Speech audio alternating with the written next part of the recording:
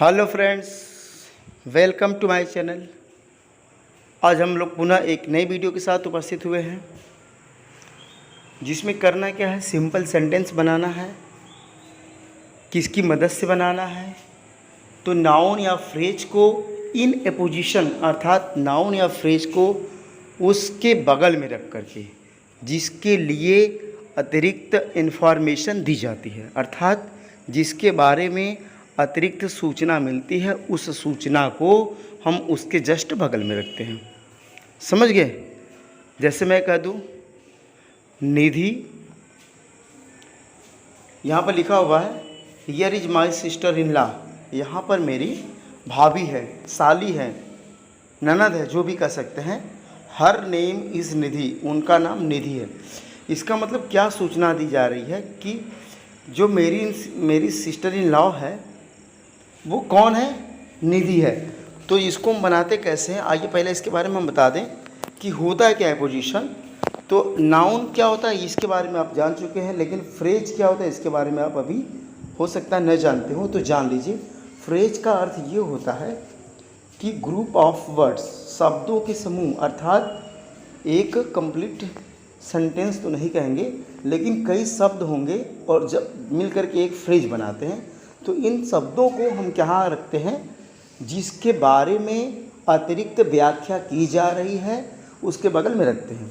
वह भी कामा का प्रयोग करके लिखते हैं। यदि बीच में रखा हुआ है फ्रेज या नाउन तो दो कामा के बीच रखते हैं। यदि वह एक तरफ है, किनारे है, तो एक कामा और एक फुल स्टॉप, लास्ट में हम फुल स्टॉप लगा देते हैं। इस तरह से करते हैं। तो आइए हम चलते हैं सीधे एक्सरसाइज पे, कैसे बनाते हैं इसको फटाफट देख लेते हैं विदाउट समय वेस्ट किए। फर्स्ट लिखा हुआ है here is my sister in law. यहाँ मेरी साली है या भाभी है, जो भी कह लीजिए। हर नेम इज़ निधि, उनका नाम, उसका नाम निधि है। तो ये बताइए आप लोग, इसको बनाते समय हम क्या करेंगे, ध्यान से पहले समझिए। Here is my sister in law, इतना लिख दीजिए। अब इसके बाद आपको लगाना है कामा। कामा लगाने के बाद जो सिस्टर इन लॉ है, जो सिस्टर इन लॉ है वो कौन है, तो ये पता चल रहा है कि निधि है। ये कन्फर्म हो जा रहा है। तो इसको हम बनाएंगे तो here is my sister in law, comma लगाइए और लिख दीजिए निधि। हर नेम इज़, इस सब लिखने की आवश्यकता नहीं है। ये इसको हम ऐसे भी लिख सकते थे दूसरे तरीके से, हियर इज़ निधि। अब निधि कौन है, इसके बारे में क्या सूचना दी गई है, माई सिस्टर इन लॉ। तो ऐसे भी लिख सकते हैं हियर इज़ निधि, कामा लगाइए, फिर लिखिए माई सिस्टर इन लॉ और फिर फुल स्टॉप लगा दीजिए। क्लियर? तो आप दोनों तरीके से लिख सकते हैं, here is my sister in law, comma लगाइए, निधि लिखिए, या हियर इज़ निधि, कामा लगाइए, माई सिस्टर इन लॉ, फिर इसके बाद फुल स्टॉप कर दीजिए। क्लियर? दूसरा देखिए, Rana Pratap was a brave warrior. Rana Pratap एक बहादुर योद्धा थे। He was the king of Mewar, वह मेवाड़ के राजा थे। अब बताइए आप लोग कि यहाँ पर क्या सूचना दी जा रही है राणा प्रताप के बारे में, क्या क्या बातें कही जा रही है।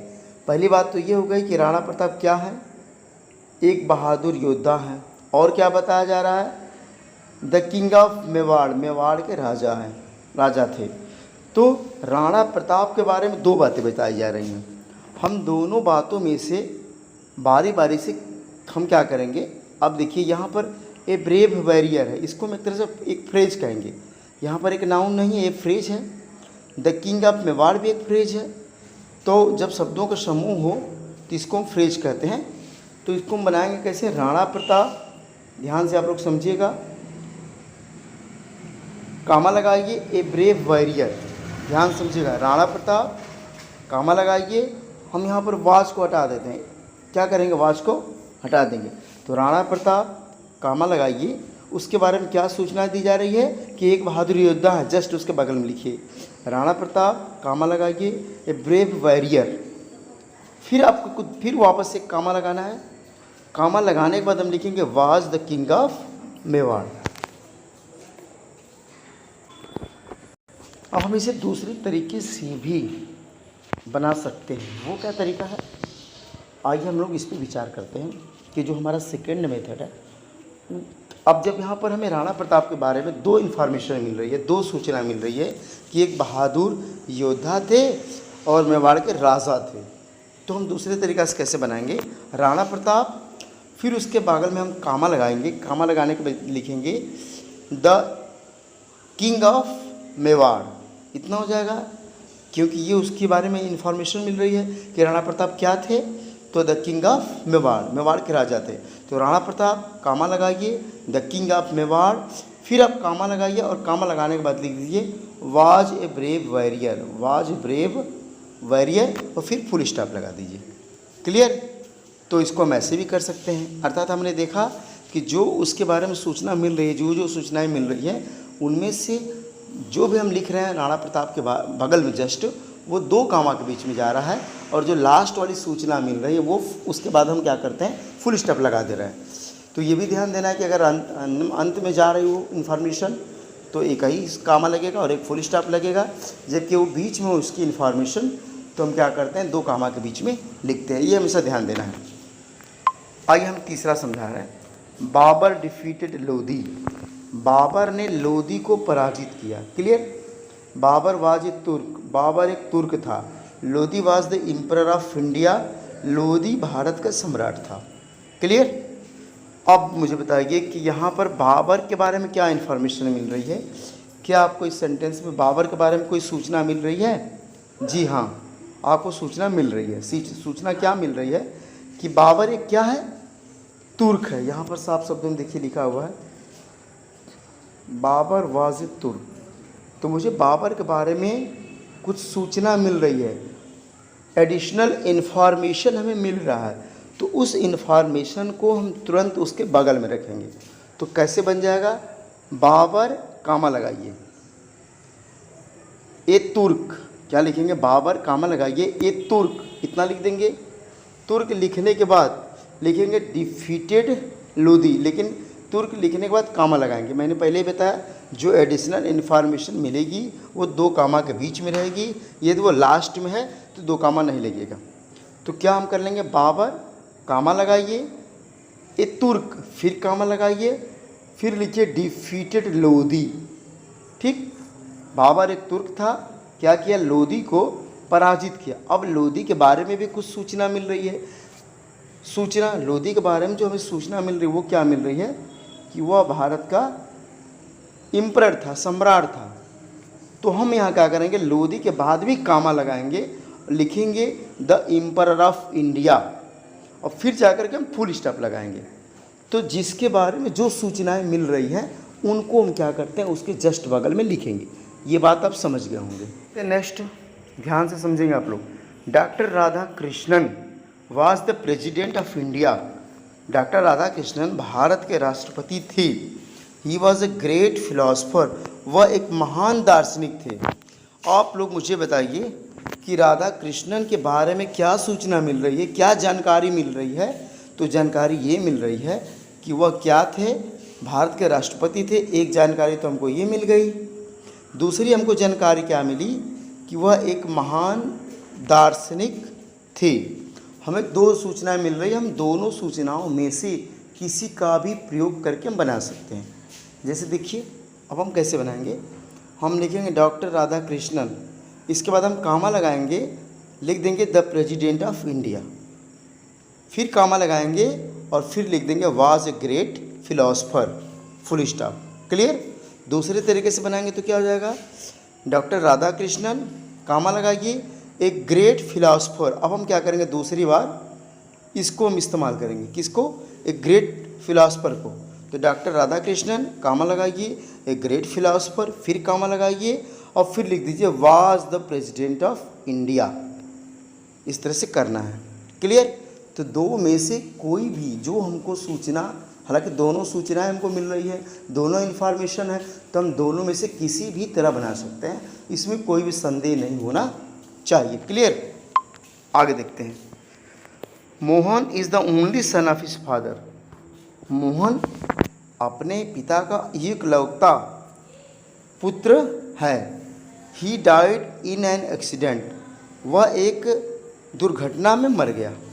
अब मुझे बताइए यहाँ क्या सूचना मिल रही है, मोहन के बारे में क्या सूचना मिल रही है। एक सूचना तो ये मिल गई कि वह अपने पिता का एक लौता क्या है, पुत्र है। तो इसको हम लिखेंगे तो क्या कर देंगे, मोहन कामा लगाइए, फिर लिखिए the only son of his father. इसको यहाँ से हम क्या करते हैं, हटा देते हैं। मोहन कामा लगाइए, the only son of his father, फिर कामा लगाइए और फिर लिखिए डाइड इन एन एक्सीडेंट। समझ गए, एक दुर्घटना में मर गया। तो इसको ऐसे बना लेंगे, मोहन कामा लगाइए, the only son of his father, फिर कामा लगाइए, फिर लिखिए डाइड इन एन एक्सीडेंट। अर्थात एक सेंटेंस को हम क्या करते हैं, सेंटेंस की तरह यूज करते हैं, एक वाले को हम क्या करते हैं, फ्रेज की तरह यूज करते हैं, और जिसको हम दो कामा के बीच में रखते हैं, और फिर जो हमारा सेंटेंस होगा उसको हम पूरा कर लेते हैं। जैसे डाइट लिखा हुआ है तो हम डाइट से पूरा कर लेंगे, इसको हम नहीं छोड़ते हैं, ध्यान देंगे आप लोग। आइए हम नेक्स्ट देखते हैं। Nalanda was once the biggest centre of learning. Once माने होता है एक बार, नालंदा एक बार लर्निंग मतलब शिक्षा का सबसे बड़ा केंद्र था। It is now a heap of रूइन। अब यह एक रूइन माने खंडहर का ढेर हो गया है। तो इसको हम कैसे बनाएंगे, नालंदा के बारे में क्या सूचना मिल रही है, तो ये सूचना मिल रही है कि एक बार वो क्या था, बहुत बड़ा सेंटर ऑफ लर्निंग था। क्लियर। तो हम कैसे करेंगे, नालंदा वाज को हटा के कामा लगा देंगे, once the biggest centre of learning, फिर आप कामा लगाएंगे, इसके बाद लिखेंगे is now a heap of ruins. Clear. क्या बना, नालंदा, उसकी सूचना क्या है कि once the biggest centre of learning. तो नालंदा के बाद जस्ट कामा लगाइए, once the biggest of learning लिखिए, फिर कामा लगाइए, फिर लिखिए is now the heap of ruins. यहाँ से आप ईट को क्या कर देंगे, हटा देंगे, इसकी नीड नहीं है। ठीक। चलिए अब हम नेक्स्ट देखते हैं। आइए, mister Saxena is our principal. Mister Saxena हमारे क्या है, प्रिंसिपल है। He is very learned.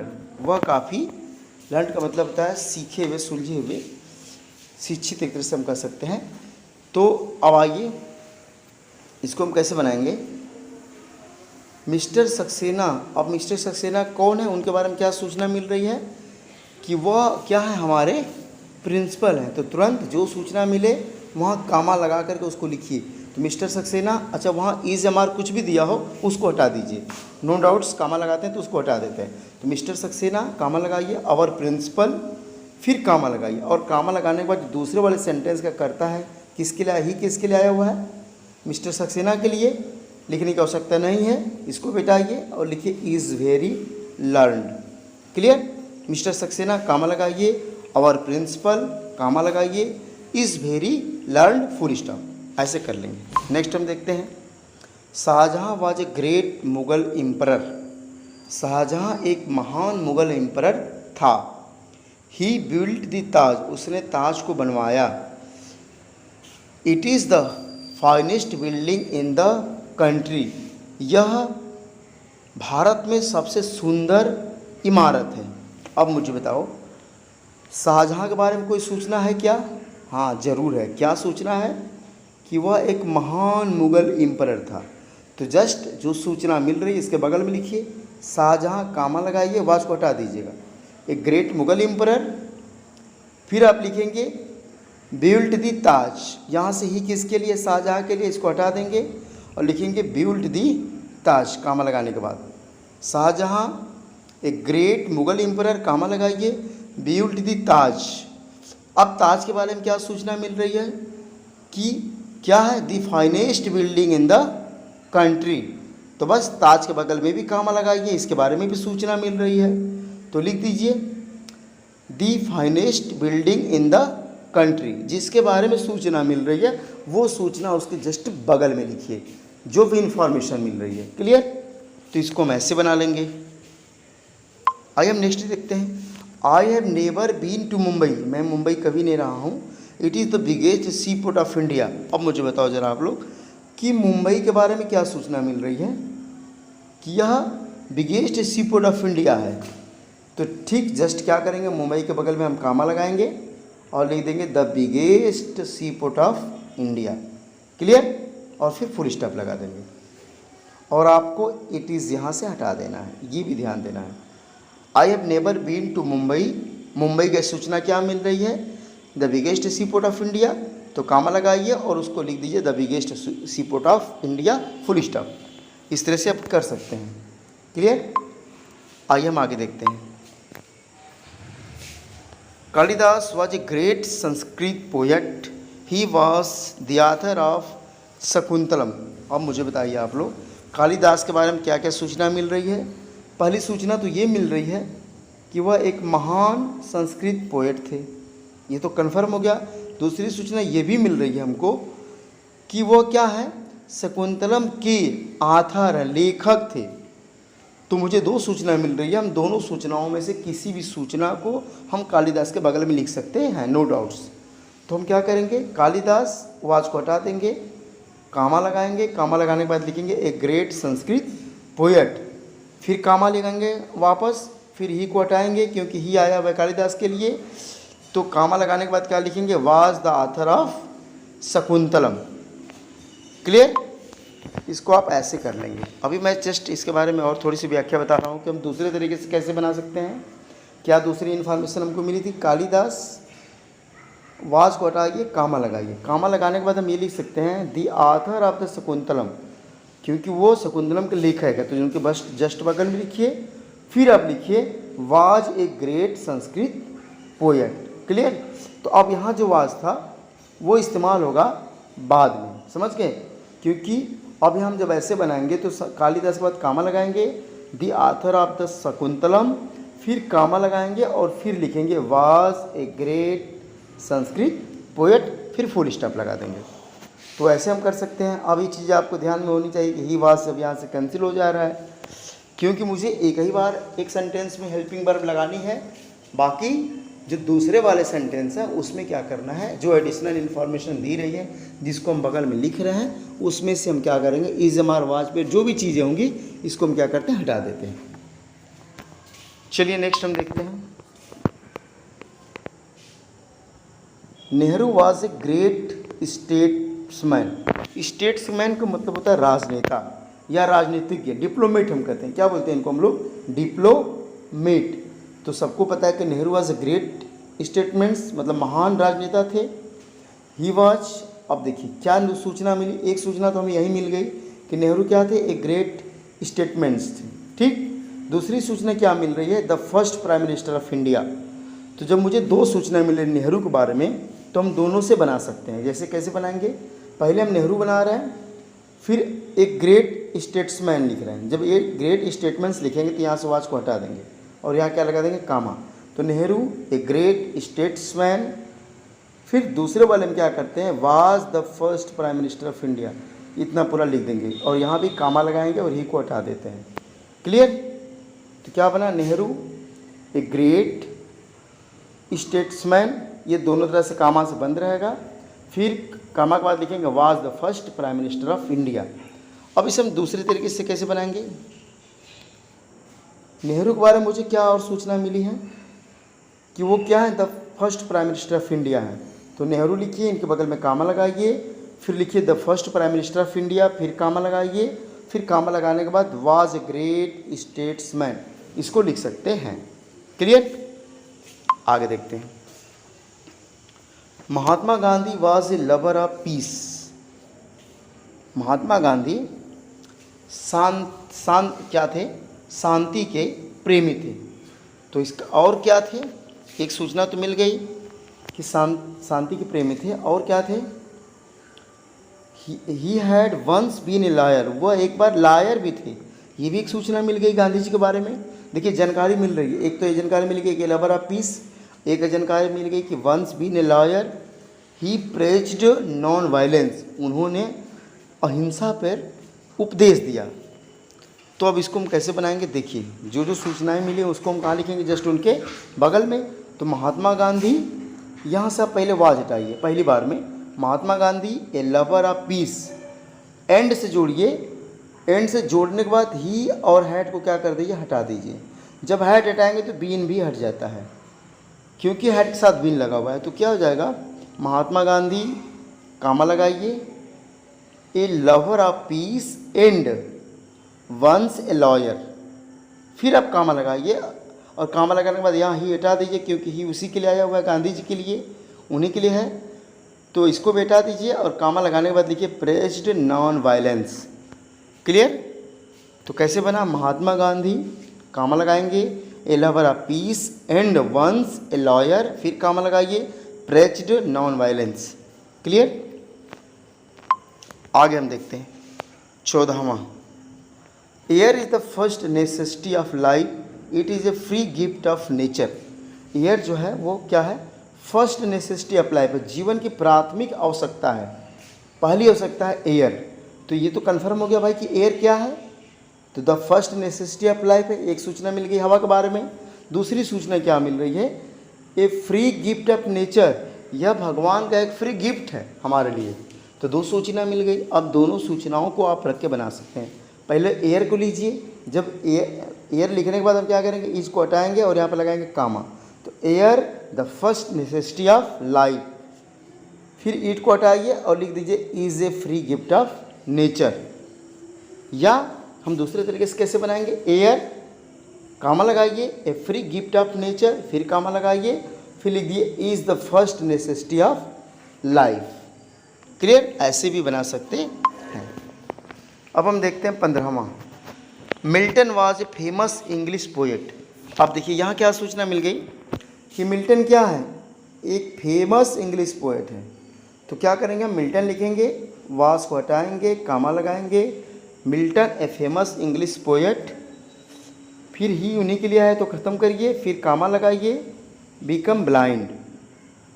Clear? Full stop लगा दीजिए। आइए नेक्स्ट हम देखते हैं 16वां, education is an instrument of power. शिक्षा क्या है, शिक्षा क्या है, शक्ति का औजार है, समझ गए, इंस्ट्रूमेंट है। He had been the guiding factor of civilisation, यह सभ्यता का गाइडिंग फैक्टर रहा है। तो निश्चित रूप से इसको हम बनाएंगे तो कैसे बनाएंगे, ध्यान समझिएगा आप लोग।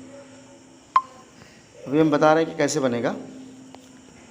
अब हम क्या लिखेंगे, शिक्षा क्या है, इसके बारे में मिल रहा है कि भैया एक इंस्ट्रूमेंट ऑफ पावर है, तो तुरंत क्या करिए, ईच को हटाइए, कामा लगाइए, education an instrument of power, फिर क्या लिखेंगे, ईट को हटाइए और लिख दीजिए has been the guiding factor of civilisation. इस तरह से बना लीजिए। Clear?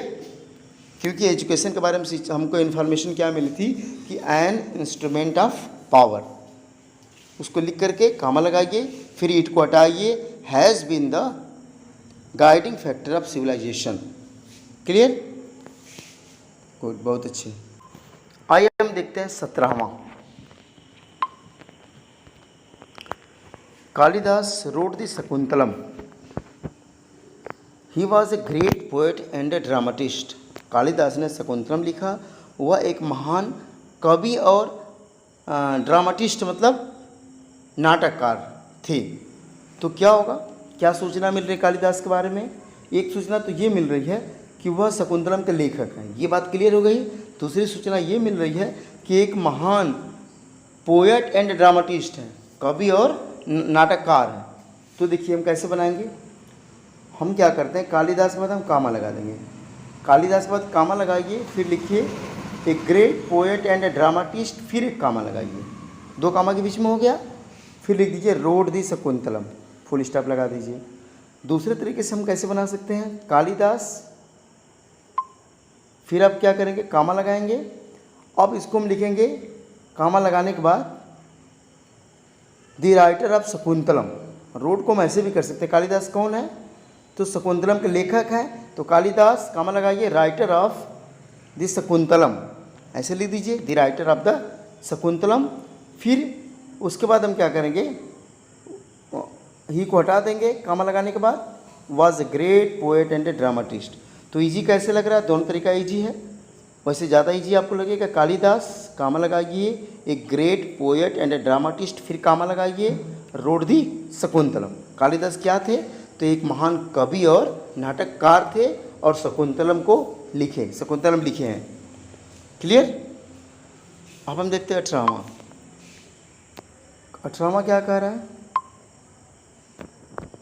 This place was once a prosperous colony. यह स्थान कभी एक समृद्ध कॉलोनी थी। It is now a heap of ruins. यह अब एक खंडहर का ढेर हो गई है। तो इसको हम कैसे बनाएंगे, देखो जरा आप लोग। दिस प्लेस, इस स्थान के बारे में क्या सूचना मिल रही है? तो आप वाज को हटाइए और कामा लगाइए। क्या सूचना मिल रही है? Once a prosperous colony. फिर आप ईट को कामा लगाइए, ईट को हटा दीजिए, ईट को हटाने के बाद लिखिए is now a heap of ruins. Clear. ऐसे कर लेंगे, क्योंकि दिस प्लेस के बारे में क्या, इस स्थान के बारे में क्या सूचना मिल रही है कि एक बार ये क्या था, समृद्ध कॉलोनी था। क्लियर। आइए अब हम नेक्स्ट देखते हैं। Shakespeare wrote Julius Caesar, he was a great dramatist. Shakespeare के बारे में क्या सूचना मिल रही है? पहली बात कि वो जूलियस सीजर के लेखक हैं। दूसरी बात क्या है कि एक महान नाटककार हैं। तो हम लिखेंगे शेक्सपियर, कामा लगाएंगे, फिर हम लिखेंगे एक ग्रेट ड्रामाटिस्ट, फिर हम कामा लगाएंगे, रोट जूलियस सीजर लिखकर फुल स्टॉप लगा देंगे। क्लियर। या ऐसे भी लिख सकते हैं शेक्सपियर, कामा लगाइए, the writer of Julius Caesar, फिर कामा लगाइए, वाज ए ग्रेट ड्रामाटिस्ट। ऐसे भी कर सकते हैं, कोई दिक्कत नहीं है। अब हम देखते हैं लास्ट, बस फिनिश करेंगे। Doctor brown is my teacher. क्या सूचना मिल रही है डॉक्टर ब्राउन के बारे में? कि मेरे टीचर हैं। तो क्या करेंगे हम? ही लिव्स एट ऋषिकेश, वह ऋषिकेश में रहते हैं। तो ये तो सूचना मिल गई कि डॉक्टर ब्राउन क्या है, मेरे टीचर हैं। तो आप क्या करिए, डॉक्टर ब्राउन इसको हटाइए और कामा लगाइए, डॉक्टर ब्राउन कामा लगाइए, माई टीचर, फिर आप एक कामा लगाइए और ही को हटा दीजिए, लिख दीजिए lives at Rishikesh full stop. Clear. कोई डाउट्स नहीं होनी चाहिए आप लोगों को। तो गाइस ऐसा करते हैं कि आप लोग को ये वीडियो बहुत ही ईजी समझ में आई होगी, क्योंकि जो सूचना हमें मिल रही है हम उसको बगल में रख रहे हैं, दो कामा के बीच में रख रहे हैं, और एक वाले जो सूचना मिल रही है उसको हम क्या करते हैं, वाज या जो भी दिया हुआ उसके साथ हम उसको पूरा करते रहे, वहाँ से हम सब्जेक्ट को दोबारा नहीं लिख रहे हैं। तो आप समझ गए होंगे कि एग्जाम्पल के माध्यम से, इन 20 एग्जाम्पल से कि कैसे बनाया जा रहा है, कितने भी दिए गए हों हम इनको अपने से बना सकते हैं। तो मिलेंगे हम लोग अगली वीडियो में। यदि आप अभी तक चैनल को सब्सक्राइब नहीं किए हैं तो प्लीज़ सब्सक्राइब ज़रूर करें, अपने दोस्तों में शेयर करें। अगर आप वीडियो से सेटिस्फाई रहते हैं, यदि आपको संतुष्टि मिलती है कि हाँ हमको समझ में आ रहा है, तो आप कमेंट्स लिखिए, जिससे मेरा मनोबल ऊपर बढ़ता है और मैं मोटिवेट होता हूँ आप लोगों से कि इस तरह की अगली वीडियो भी मैं जल्द से जल्द आप लोगों के सामने बना करके पेश करूँ। तो ठीक है, मिलेंगे अगली वीडियो में, तब के लिए थैंक यू। जय हिंद, जय भारत।